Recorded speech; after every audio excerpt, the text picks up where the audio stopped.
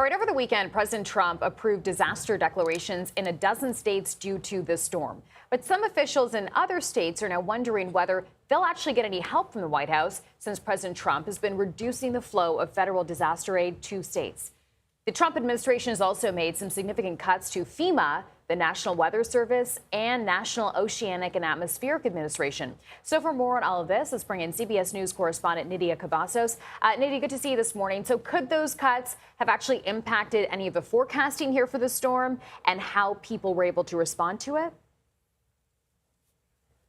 Chanel, well, what we've been seeing over the past year is that a lot of these federal agencies that are critical to weather forecasting and weather research have been suffering from steep cuts in terms of their budget, their staffing. Many of these agencies that are critical currently have staffing issues. And so there is a continued effort to try to eliminate much of this federal work being done and these agencies in the overall to try to eliminate them from the overall federal budget. But what we're seeing is that these forecasts are the more reliable that they are, the better preparations and the better tools that these state leaders are going to have to make these adequate steps in terms of preparing their communities and their constituents. But in terms of the overall nature and the true impact that these cuts that we've been seeing throughout the past years will have in this storm, it's still much too early to tell, given that the half of the country will continue to grapple with this winter storm.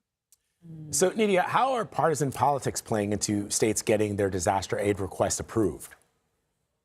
Well, going into the storm, as you all mentioned, there was much concern in terms of whether some of these states would have the necessary resources, predictable forecasts, and the necessary budget and federal aid to be able to cope with what was to come with this winter storm. But as we saw on Sunday, President Trump quickly did approve disaster aid for over a dozen states. And this does include requests made from governors from Democratic states, including Virginia, New Jersey, Maryland, and Kentucky. Now, we also did see that states like Texas, for example, did get approval from the federal government to be able to use power from data centers so that the electric grid could have more support in case that it did need that level of support to prevent what we saw happen in 2021. And so we're seeing that the federal government did step in on Sunday to help out red states like Texas and did step in to help blue states like the ones I mentioned earlier. But of course, much of this